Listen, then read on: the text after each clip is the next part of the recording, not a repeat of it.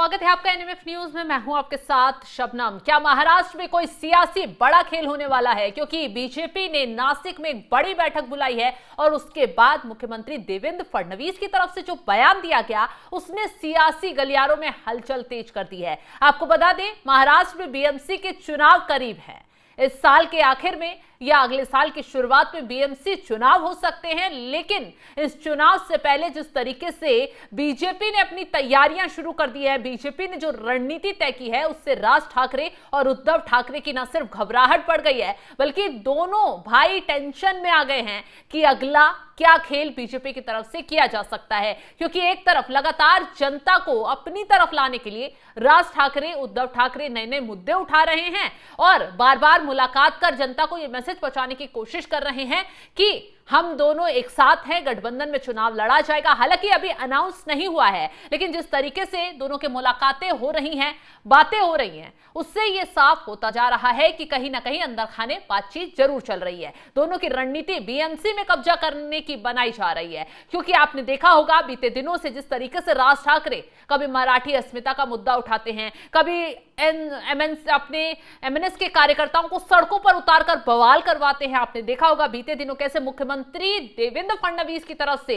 MNS के कार्यकर्ताओं को सबक सिखाया गया, क्योंकि वो बाहरी लोगों को निशाना बना रहे थे, मराठी के नाम पर बवाल करते नजर आ रहे थे। अब ऐसे में बीएमसी चुनाव की आहट से पहले ही मुख्यमंत्री देवेंद्र फडणवीस की तरफ से नासिक में बीजेपी की एक बड़ी बैठक होती है। मुख्यमंत्री और बीजेपी के जो प्रदेश अध्यक्ष हैं वो भी उसमें शामिल होते हैं, तमाम कार्यकर्ता उसमें शामिल होते हैं। ग्राफिक्स के जरिए आपको डिटेल वाइज बता देते हैं कि बैठक में क्या कुछ हुआ, क्यों इस बैठक ने पूरे महाराष्ट्र में, मुंबई में हलचल पैदा कर दी है। बीएमसी चुनाव को लेकर नासिक में बीजेपी की एक अहम और बहुत बड़ी बैठक हुई है।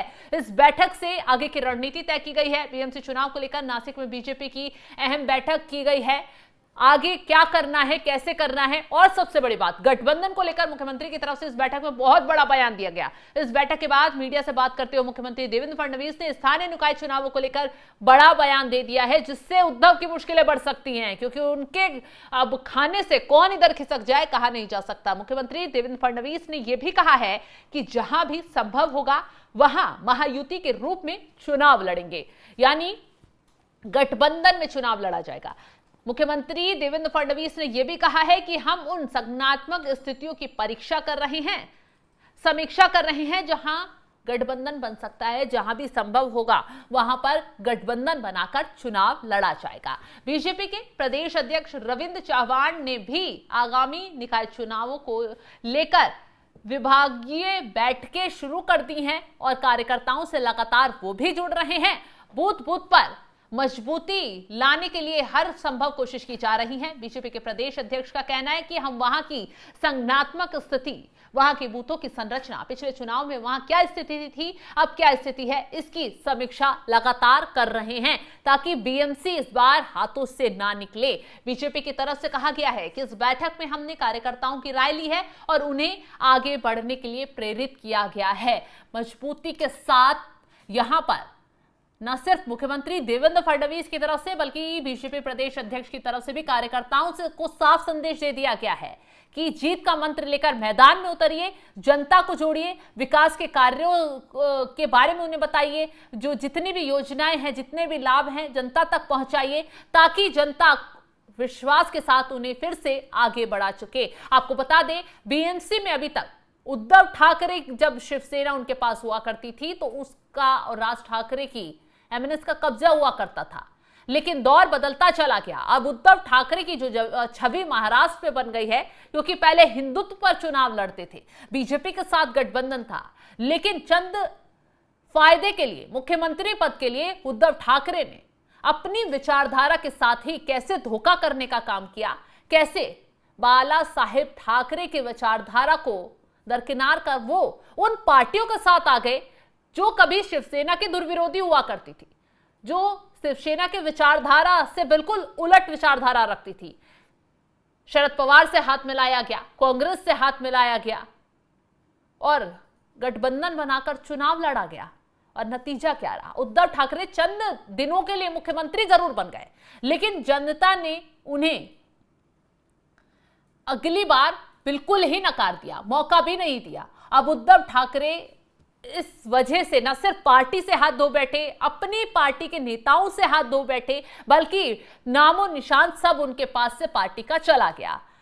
अब अलग पार्टी, अलग सिंबल के साथ मैदान में है, लेकिन सफलता हासिल नहीं हो पा रही कि जनता उद्धव ठाकरे ने जिस तरीके से हिंदुत्व की राजनीति के साथ खिलवाड़ किया है, जिस तरीके से जनता के साथ धोखा करने का काम किया है, तो जनता उसी लहजे में उन्हें सबक भी सिखा रही है। लेकिन ऐसे में उद्धव ठाकरे लाख कोशिश कर रहे हैं कि मैदान में किसी तरह कब्जा जमाया जाए और किसी तरह बीएमसी चुनाव में अपनी ताकत दिखाई जाए। उसके लिए कांग्रेस हो गई, सपा हो गई, एनसीपी हो गई, लगातार वो शरद पवार वाली पार्टी के साथ गठजोड़ करने में लगे हुए हैं और कोशिश कर रहे हैं जो राज ठाकरे, जो दुर्विरोधी उनके राज ठाकरे हुआ करते थे, उन्हें अपने मंच पर बैठाकर उनके साथ रणनीति तय कर रहे हैं कि आगे चुनाव में भारी भरकम पलड़ा दिखाया जा सके। आपको बता दें 17 चुनाव तक शिवसेना लगातार कई दशकों तक बीएमसी में सबसे बड़ी पार्टी रही और उसने ही मुंबई की राजनीति पर एक छत्र नियंत्रण बनाए रखा। 17 के पिछले बीएमसी चुनाव में भी अविभाजित शिवसेना, तब बीजेपी की सहयोगी, जो बड़ी पार्टी बनकर उभरी, लेकिन बीजेपी 82 सीटों के साथ बहुत करीब थी। ठाकरे परिवार उनकी शिवसेना बीएमसी पर शासन का चेहरा ठाकरे परिवार रहा है, लेकिन अब ये चीजें हटती जा रही हैं। बीएमसी चुनाव उद्धव ठाकरे के लिए अपनी राजनीतिक शक्ति और बाला साहेब ठाकरे की विरासत पर अपना दावा बनाए रखने के लिए एक करो या मरो की लड़ाई है। वो भावनात्मक अपील गद्दारी के मुद्दे पर अपनी पार्टी के मूल मतदाताओं को एकजुट करने पर केंद्रित करेंगे। हाल ही में उद्धव और राज ठाकरे के बीच मुलाकातें हुई हैं, जिससे दोनों भाइयों के एक साथ आने की अटकलें तेज हो गई हैं। अगर दोनों ठाकरे भाई मराठी अस्मिता और हिंदुत्व के मुद्दे पर एक साथ आते हैं तो वो मुंबई में महाविकास अघाड़ी के लिए एक मजबूत चुनौती पेश कर सकते हैं। ये कदम महाराष्ट्र की राजनीति में निर्णायक मोड़ ला सकता है। मुख्यमंत्री देवेंद्र फडणवीस बीजेपी के प्रमुख रणनीतिकार हैं। बीएमसी पर नियंत्रण पाने के लिए आक्रामक रूप से काम में जुट गए हैं। बीजेपी इसे एक प्रतिष्ठा की लड़ाई मानती है। फडणवीस की मुख्य रणनीति है कि महायुति, मतलब बीजेपी, एकनाथ शिंदे की शिवसेना, अजीत पवार की एनसीपी के तहत एक मजबूत गठबंधन बनना। उनकी रणनीति का एक बड़ा हिस्सा बीएमसी में पिछले कई सालों से कथित भ्रष्टाचार को उजागर करना है। शिंदे गुट को शिवसेना के पारंपरिक मराठी वोट बैंक में सेंध लगाने और बाला साहिब की असली विरासत का दावा करने के लिए मोहरे के रूप में इस्तेमाल किया जाएगा। हालांकि शिंदे के साथ जनता इसलिए जुड़ी क्योंकि वो बाला साहेब ठाकरे की विचारधारा को आगे बढ़ाते हुए, शिवसेना को आगे बढ़ाते हुए लड़े, उन विरोधियों से लड़े, उन विरोधियों से अलग हुए जिनका साथ शुरू से शिवसेना को पसंद नहीं था। और उद्धव ठाकरे इसलिए ही छिटक गए क्योंकि वो अपनी विचारधारा हिंदुत्व के एजेंडे से ही डगमगा गए। हालांकि अब मुख्यमंत्री देवेंद्र फडणवीस की तरफ से मंच से सीधा सीधा बयान दे दिया गया है कि अगर किसी जगह पर जरूरत पड़ी गठबंधन की तो वो तैयार हैं और गठबंधन कर वो आगे चुनाव लड़ेंगे। और ऐसे में उद्धव राज ठाकरे की मुश्किलें बढ़ गई हैं और उद्धव ठाकरे टेंशन में आ गए हैं कि अपने खेमे में से कोई इधर उधर ना चला जाए। अब आगे बीएमसी की क्या रणनीति होगी, कैसे बीएमसी चुनाव ये लड़ा जाएगा, ये देखना दिलचस्प होगा। लेकिन जिस तरीके से बीजेपी ने बड़ी बैठक बुलाकर उद्धव ठाकरे की घबराहट बढ़ा दी है, राज ठाकरे को टेंशन में डाल दिया है, वो वाकई आने वाले चुनाव को और दिलचस्प बना सकता है। फिलहाल इस खबर को लेकर आप क्या राय रखते हैं, कमेंट बॉक्स में जरूर बताइएगा। तमाम बड़ी खबरों की अपडेट के लिए आप हमारे साथ जुड़े रहें। नमस्कार।